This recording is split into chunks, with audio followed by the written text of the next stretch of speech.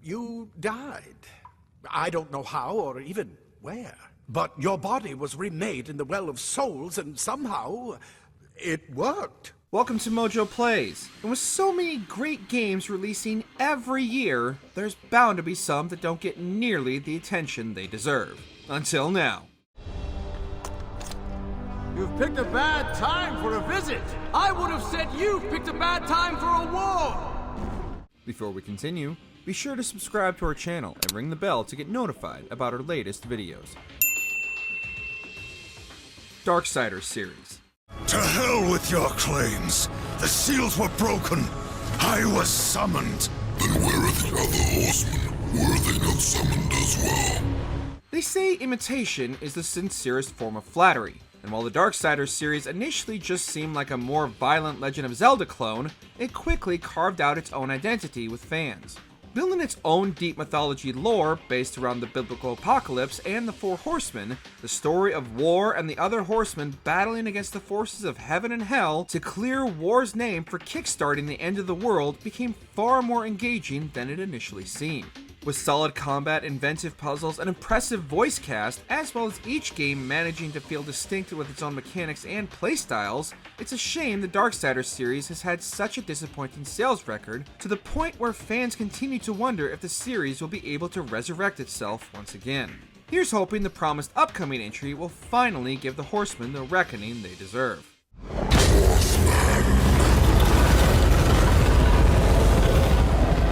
Binary Domain. That means we get to knock out any scrapheads that try to stop us along the way. I sure hope they try. There was no shortage of third-person shooters in the mid-2000s. So many, in fact, that some of the best ones got overlooked by higher-profile titles. Such is the case of Binary Domain, a futuristic third-person shooter from the creators of the Yakuza series. One of the biggest innovations that set Binary Domain apart from its ilk was its consequence system. Not only did this system affect the way your squad would react and treat you depending on your actions during gameplay, but it could also affect the storyline itself, which is something rarely seen outside of player choice-driven RPGs. Players were also able to upgrade and customize not only their skills, but their companions as well, which is crucial to survive encounters with the game's adaptive AI.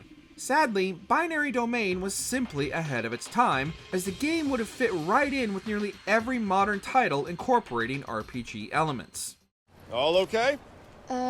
Yes. Sure, everything checks out. Outstanding. Hey. Alpha Protocol. If flattery's your only weapon, you'll need a gun. And fast. Well, I don't want to wear out my welcome. All the more reason to leave. These days, Obsidian is known as one of the primary rivals to Bethesda as the premier developer of Western RPGs. But they had an uphill battle to reach that point in the early and mid-2000s. One of their few titles that wasn't already an existing property, Alpha Protocol attempted to apply the player choice-driven narrative to the spy genre. But despite an engaging story, world, and characters, the game was held back by numerous technical issues and bugs at launch. Attempting to give players the chance to inhabit the espionage world of Jason Bourne was crippled by clunky combat, a shoddy cover system, and abysmal enemy AI. Everything else about the game was as solid as you'd expect, particularly the customization and conversation system, which was designed to force players to react quickly, just as they would in real-life scenarios. The game has developed a cult following, but is still widely overlooked in Obsidian's portfolio. It's a numbers game. But decisions must be made quickly. If the decisions are solely reactive or passive, well, then you operate at a disadvantage. Prince of Persia: The Forgotten Sands. You said you would find a way. Maybe you are as skilled a warrior as our father says. It's good to see you. Despite a widely acclaimed trilogy during the PS2 era, Ubisoft's return to the beloved prince of those titles was overlooked due in large part to Ubisoft's other major franchise, Assassin's Creed, despite being one of the best entries in the prince's catalog of adventures. Set canonically between the Sands of Time and Warrior Within, in addition to the prince's time manipulation powers, he was also granted control over elements such as water, earth, and wind. Combat was also greatly improved, with the prince now being able to take on larger groups of enemies at once. The puzzles, a staple of the franchise, were some of the best in the series, with the final level a true gauntlet of both the prince and the player's abilities.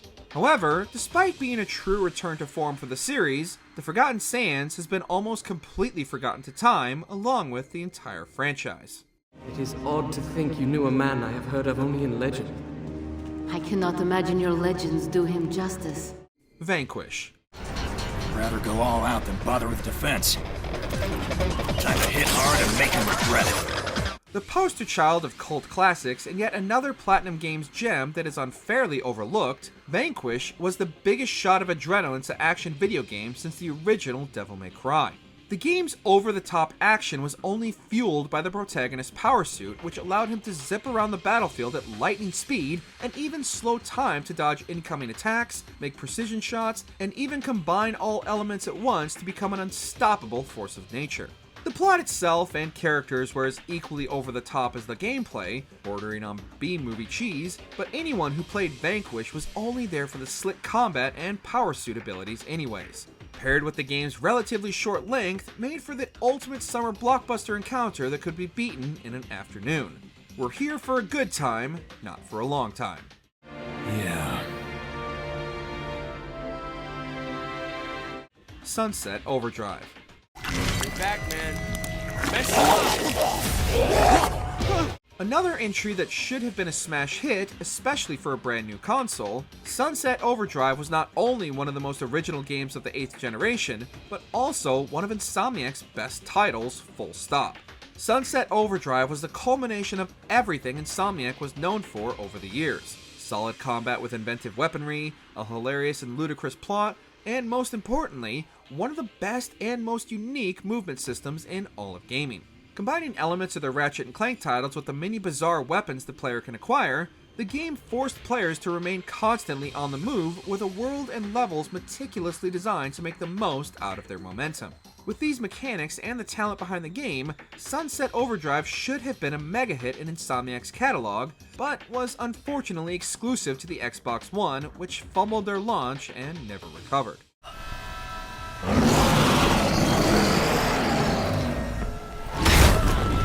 Kingdoms of Amalur: Reckoning.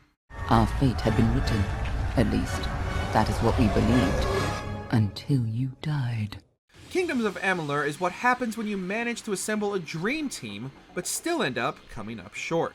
With big names such as Todd McFarlane as character designer and a massive, almost MMO-scale fantasy world for players to explore, Amalur had all the ingredients to rival even the almighty Elder Scrolls for the fantasy RPG crown. The game's art style, world design, and lore, as well as its open-ended gameplay and combat, which allowed players to tailor their playstyle, were all widely praised. The overuse of fantasy tropes, however, were criticized. Kingdoms of Amalur was planned as the launching pad for a series of games, including a true MMO, as well as numerous sequels. But unfortunately, the game failed to turn a profit and ultimately led to the studio's closure shortly after release. Thankfully, there was a remastered release which any fan of fantasy RPGs should absolutely check out. It was to do so using the spark of divine magic Athene placed into each of us, that these fragments combined would create a force equal to that of a god. Enslaved: Odyssey to the West.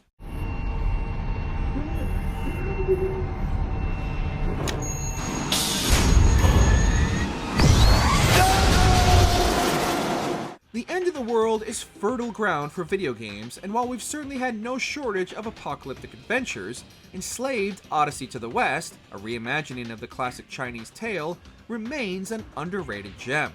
Developed by Ninja Theory, Enslaved gave players a surprisingly bright and overgrown look at the end of humanity as the world has been reclaimed by nature and overrun by robots.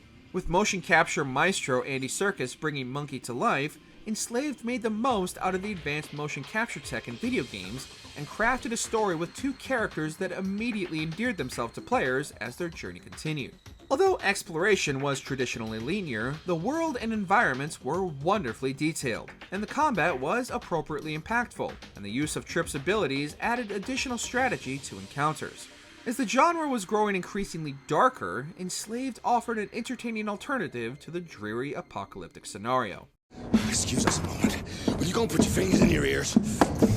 Did you just try and get me killed? Sops: The Mindgate Conspiracy. I'm ready to go now.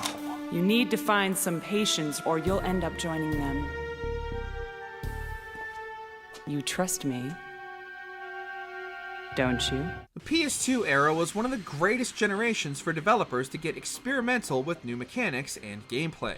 Sops managed to differentiate itself from other third-person shooters with its use of telekinetic abilities and physics.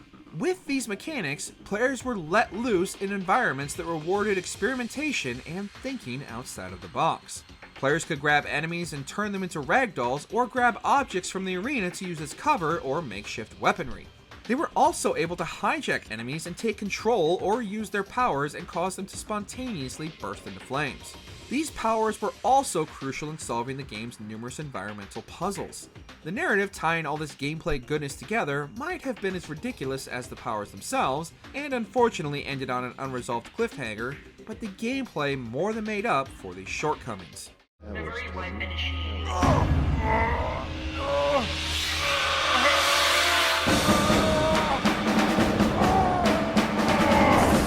Singularity.